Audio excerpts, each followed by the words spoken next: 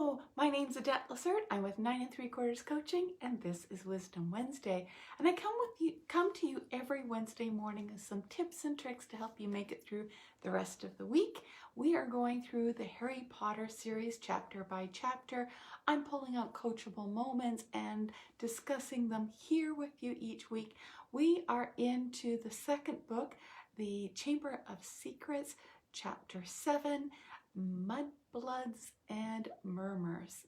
And I was going to talk about one particular coaching element, and at the last minute I have changed my mind and I have decided to focus in on that word mudbloods and discrimination.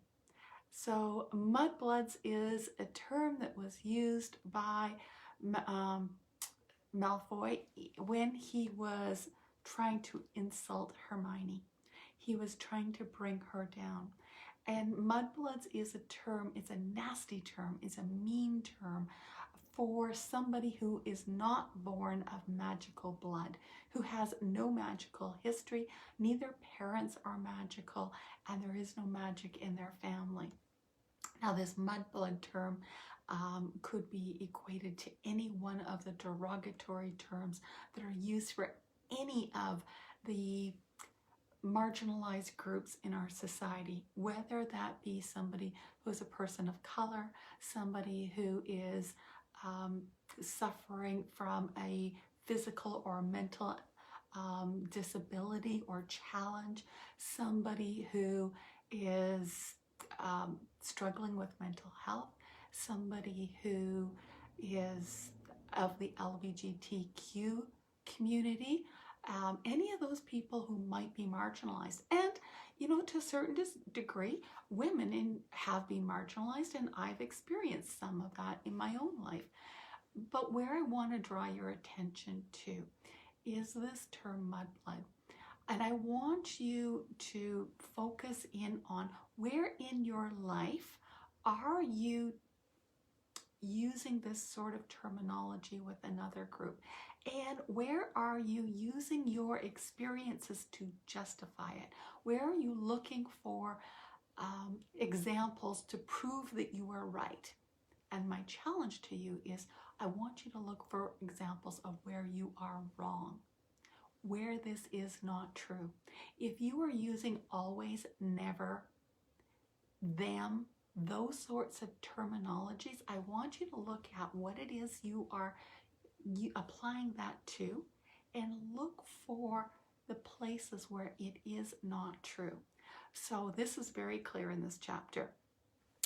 After Malfoy has referred to Hermione as a mudblood, we see Ron defend Hermione, and he gets very upset. And I encourage you that if you are somebody who sees somebody being marginalized, step up like Ron did, and then challenge it.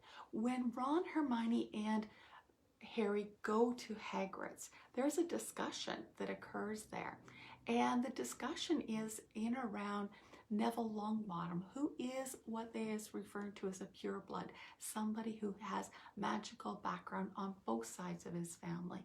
He is pure magic, and yet in the example they say he struggles to have a cauldron sit up on 3 legs, and he's really being challenged by his ability to do magic. And yet Hermione, Hagrid says there ain't a spell that she has not mastered. Our Hermione, and he uses the word our to express the inclusivity, the fact that she is part of us. We are all connected. We are not different. When we start recognizing that we are all together in this pot, in this giant cauldron of life, we're all together in this pot. And if we want to work together, if we want things to be better for ourselves, we have to work together with all of the diversity. And it's the diversity that brings different thought patterns. It brings different talents to light. I mean, if Hermione wasn't allowed to go to Hogwarts, imagine what a loss that would be. She's such a talented witch.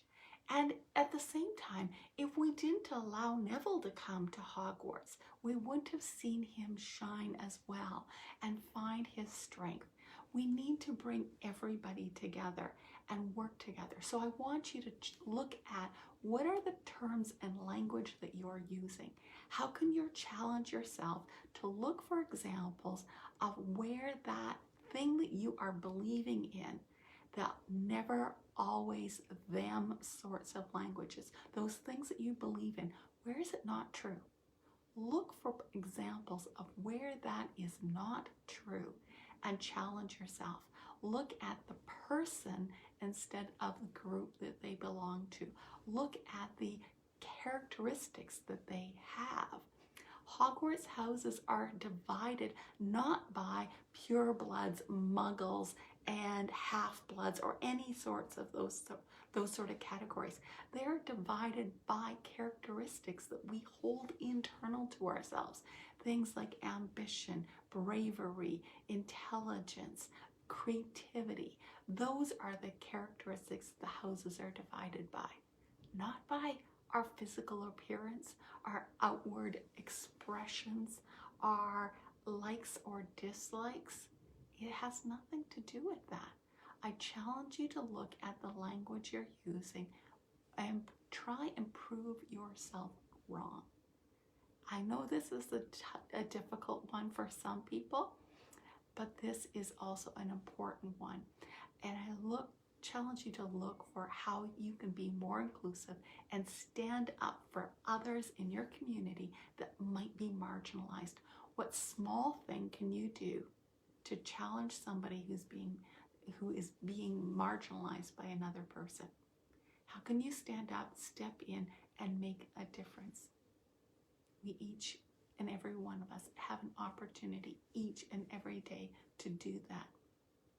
What will you do today to stand up for somebody who's marginalized? I know this is a tough topic.